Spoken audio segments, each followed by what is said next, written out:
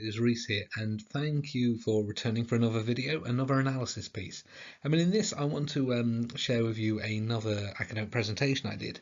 So this was a paper that I delivered at the Cine Access Conference 2025, and there is a link to it below. And this was a paper that I pitched in large part in response to the call, which mentioned amongst its many sort of exciting the exciting program that it had Brian Yuzna as the guest of honour.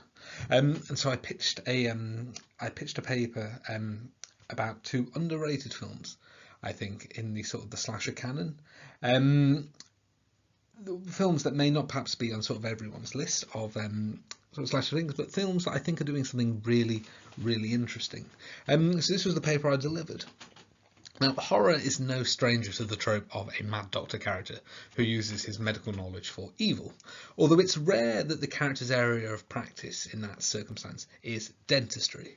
If you're interested in dental horror, there is an excellent piece by Anna Marta Marini from 2024, which goes over the history of dental horror and how it is framed. Perhaps the most famous horror dentist, if you're excusing the Steve Martin character in Little Shop of Horrors, comes in Brian Yuzna's The Dentist from 1996, and its sequel 2 years later. Now, these were two films that were broadly critically derided on their release, and they emerged during a difficult decade for the genre. They're still well regarded in genre circles, and this is in large part due to Corbin Bernsen's performance as the titular dentist, Dr. Alan Feinstein, who you see on the screen there.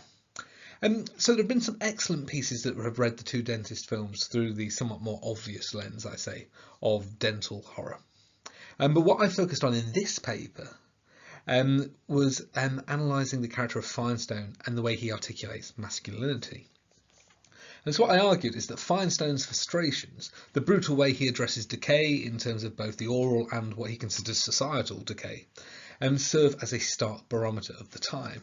There's this wonderful quote by Stuart Gordon and Dennis Paoli, who wrote this. In their transformation of the script, they described it as falling down meets the stepfather. And I think that really sort of captures this idea that the horror here is specifically rooted in masculine impotencies. So more specifically, I argue that Feinstein as a character effectively captures and embodies a crisis of masculinity for American men in the 1990s. He's a villain who is very highly culturally coded. So let me give you some groundwork here. So the crisis of masculinity in the USA in the 90s was identified by scholars such as Sally Robinson, among others, and was in a sense a crisis of perception. So you had sort of countercultural movements during the 60s and the 70s, which challenged embedded power structures, and it challenged the idea of sort of this anonymous universal white male subject, and recodified it within the matrices of race, gender, sexuality, class. The paradoxical softness, represented by President Bill Clinton on the slide there, has been read by Brenton J. Mallin as embodying this shift. So Clinton was sort of an authoritative male, the patriarchal head of the Democratic Party, and their policies were broadly aligned with conservative values. But he also presented a softer charm, a softer charisma, that was understood as differently, more familiar to presidents of the past. Of course, there are things that his scandals and such sort of later made his sort of articulation of masculinity to be quite sort of put under the radar. The question, what we think of here, is how was this negotiated in film? So as Mallin discusses in his work, the conflicted masculinity tends towards two different incarnations, either hyper or hyposensitive masculine representation. Both of which kind of represented responses to a society in which white men were increasingly unsure how they fit as society was restructured.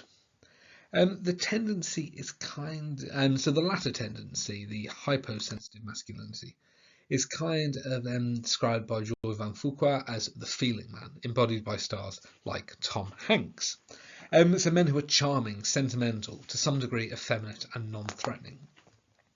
Mallin also noted that there's a shift in more sort of he-men coded stars. So you see examples here: Arnold Schwarzenegger in Predator, Bruce Willis in Die Hard, but them shifting towards some sort of more sensitive roles in this era. So essentially transforming from this to films like this. This is a transformation as well that is also discussed by Susan Jeffords in her essay The Big Switch.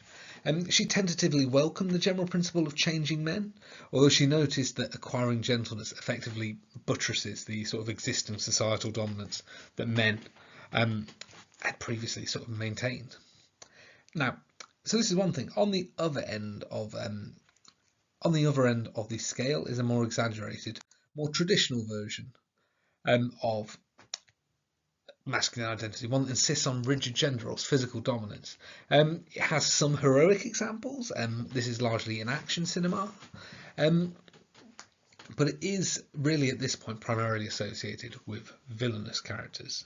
It's that end of the scale that you find Alan Feinstein. This is a dentist who is far from sort of an emotional character.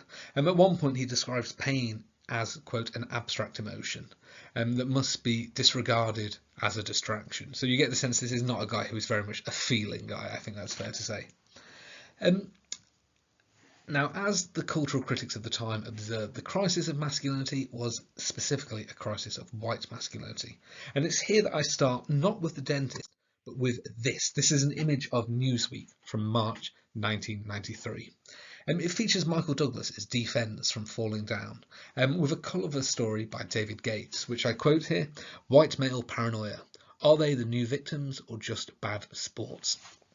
Now, I'm going to return to this film, but I foreground this here and now to demonstrate that the two dentist films emerged in a climax in which white men were negotiating shifts linked to multiculturalism, linked to sort of interrogation of gender roles, and there was pronounced cultural debate about it. It's making the front page of major publications.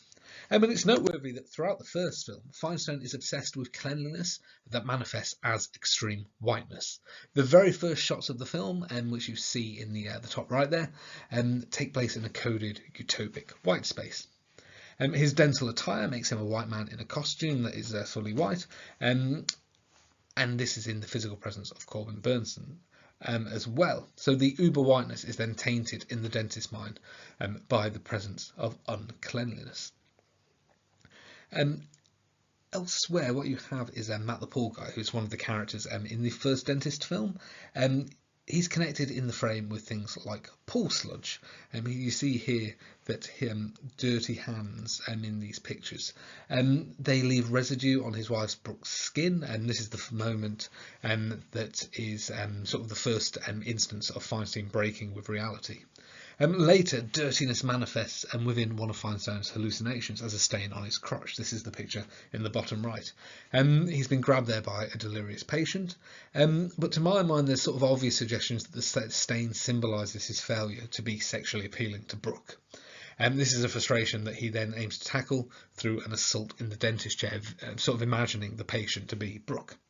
Although he stops himself, he's punished for this act by the patient's agent, a younger, more virile man who happens to be her boyfriend, who is Mark Ruffalo. So there's aligned with this, there's sort of an implication of class-based rage in the male violence of the first film. He kills one man, Matt the Poor Guy, and he certainly heavily disfigures Goldblum, an IRS agent who tries to blackmail him. It's never explicitly clear. But both of these victims exist in quite a lower economic status in comparison to Feinstein. He's a wealthy celebrity dentist, he loves opera, it codes him as upper class. And these characters are marked notably as unclean, physically through Matt and his work, or morally, say through the blackmail of the Goldblum character. More generally then, Feinstein's descent into madness is linked to his failure to perform successful male roles, and success there being defined as sort of traditional masculinity here. Traditional conservative masculinity. There's no hint of warmth towards his wife, he cannot satisfy her sexually, and his business, although it seems successful, clearly is underpinned by sketchy finances. There is a sense to the Feinstein character that he is essentially effectively cuckolded, or at least perceives himself to be cuckolded by successful women. At the end of so his wife and a nurse in his practice called Jessica in the first film, by his new love interest Jamie in the sequel. I show you these shots here that I think really sort of make the point. So at the end of the first film, Firestone discovers an opera singer he perceives as Brooke, his wife. She laughs at him, and there's this shot you see in the top left where he sits defeated on stage. And sort of she, the female, is in the spotlight and he sits outside of it. It speaks to the notion, perhaps, of his hypermasculinity being a performance of sorts. You know, he sort of culminates on stage, in which he is humiliated through his failure. And at the end, as I say, he's pointedly out of the spotlight. So this is sort of a very brief overview of the first Dentist. How does this continue into the Dentist 2? So in the Dentist 2, Firestone, after the first one, has escaped from a psychiatric hospital and begun a new life in a new town. There he begins to commit murders, and several of the murders feature male-coded weaponry. And when he confronts the town's old dentist, he selects a golf club as his weapon. This is the picture in the top right.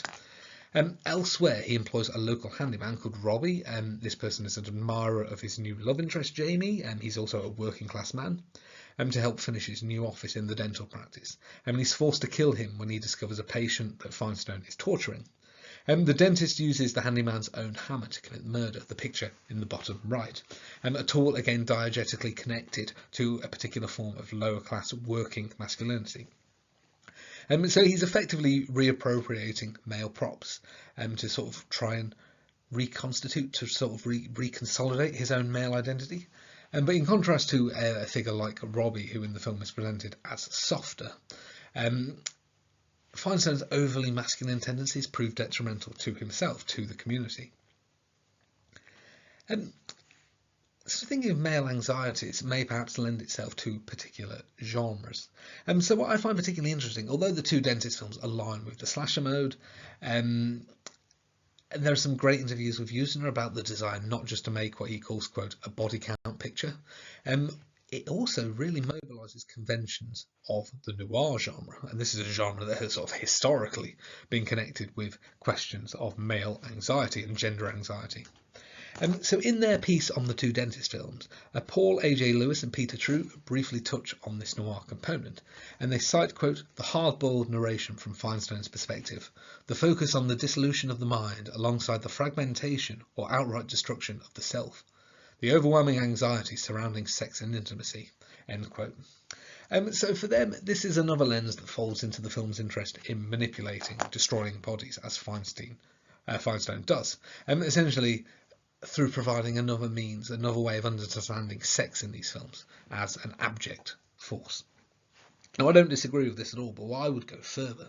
I would argue, and I draw on Kelly Oliver and Benigno Trigo's Noir Anxiety, that the mobilisation of noir tropes complements my reading of Firestone as an embodiment of male crisis. So the duo read the anxieties in noir and noir-coded films as a response to white men's sense of a loss of control and authority, especially over women and other racial groups. In the Dentist films, many of the events that we witness are through Firestone's subjective lens, and there's even an implication in the first film that effectively the entire film might be. And it is the female characters who serve as the primary source of his frustration. Brooke, who is subjected to torture for her transgressions, and these nurses in his practice that he kills in the first film. In the ending, then, of the first film, Firestone perceives himself trapped and at the whims of Brooke. So his perfect white space is commandeered by a female who seems to inflict damage upon him as he has on her. This noir dimension continues into the Dentist 2. So there is an inherent mystery element, I would say. Firestone assumes an alternative identity, but his past keeps threatening to catch up with him. Through the memory of Mr. Two-Fake, a character played by Clint Howard, through the detective work of local resident Bev, or through one of the ultimate noir archetypes, a seedy detective who comes to town to track him down. Coupled with this is the element of gendered betrayal conducted by a femme fatale character, and this is very much how Brooke is framed in The Dentist 2. She's glamorous, aloof. She almost manages to dupe, and I'm using Oliver and Trigo's word there, she almost manages to dupe her husband. He's nearly punished for his male weakness by narrowly escaping having his tongue cut out. In the case of Finestone's new love interest, his landlord Jamie, he's driven to madness by the implied logic of exchange, as Robbie continuously purports to be in love with her. Women are seen as property, and the male economy of these films is such that whoever has the most property dominates the others. I'm quoting Oliver and Trigo there. Ultimately, however, the spatial logic of the film favours Jamie. It is her cottage in which Finestone resides. It is she who can see the reality of the dentist's office as he confronts her. His imagined glorious white space, reconstituted in The Dentist 2, is in fact a total wreck. It's a building site. And at the end of the film, it is Jamie who defeats the dentist by taking control of the tools of masculine power. She kills Brooke accidentally with a piece of 2x4 and then uses a nail gun to disarm Finestone. Both films here then end with Finestone's removal from society. In the first, he's captured by the police as sort of potentially a more acceptable form of male authority, and incarcerated, where his worst horror is powerlessness at the hands of a woman, Brooke. This is the picture in the top right. In the second, he voluntarily removes himself from the small town community that has gathered to welcome him as a sort of a party for the new dentist. The framing of the shot I find particularly fascinating. So the camera seems to occupy Finestone's point of view as he walks through the town's dignitaries, pictures like that in the bottom left, making him kind of a non-person in the frame, depersonalising him, even though we know he's physically there. And then when we sort of see him, we see his back. This is the picture in the bottom right. So whereas the first ending traps him, the second ending sees him effectively kind of voluntarily removing himself, making clear that his style of masculinity and the sort of the brutality, the violence that has come with it, is incompatible, essentially, with an American town of the 1990s. On this slide here, you see the question, how are the anxieties resolved? But sort of a logical question to follow up is, are they resolved? And this is where I conclude my talk by briefly returning to the example that I mentioned at the start, Falling Down, one of the archetypal male crisis films of the decade. The Dentist has not often been linked with this trend, although I think it should be. So Finestone is not quite the typical male of the type played by Michael Douglas, and certainly not in the first film, where he's an implied semi-celebrity, but many of the same anxieties help define him. He's unable to maintain relationships with women who constantly emasculate him in both his personal and professional life. His two dental practices and his teaching career collapse, thus depriving him of his job and status, as happens with the defence character at the start of Falling Down. He's disfigured by nails in the ultimate insult to his identity. His crown is broken in The Dentist 2, leaving him with imperfect teeth. Now, in the first film, and this is the picture on the bottom right there, he presents one of his rooms as heaven. You see the sort of the heavenly clouds in the background. In the sequel, the town is literally called paradise. So sort of the dentist character is occupying what seem to be utopic spaces, but ultimately his presence in both is ultimately destructive to the bonds of gender, race, community that are made in these areas. The Dentist 2 ends with Finestone driving away in the night, laughing hysterically. And the question I would say is sort of, because in this sort of narrative and a metaphorical sense, where does a man presenting his form of violent hypermasculinity actually go? And thus concludes my talk. Thank you very much for listening to this. If there are any films you'd be interested in seeing me analyse, please do comment and let me know. As I say, I want to make the sort of stuff that you guys want to see. So please do let me know. Thank you so much for watching. Make sure to like, make sure to subscribe, ring the bell so you know when new videos are coming. And I look forward to seeing you all in the next one.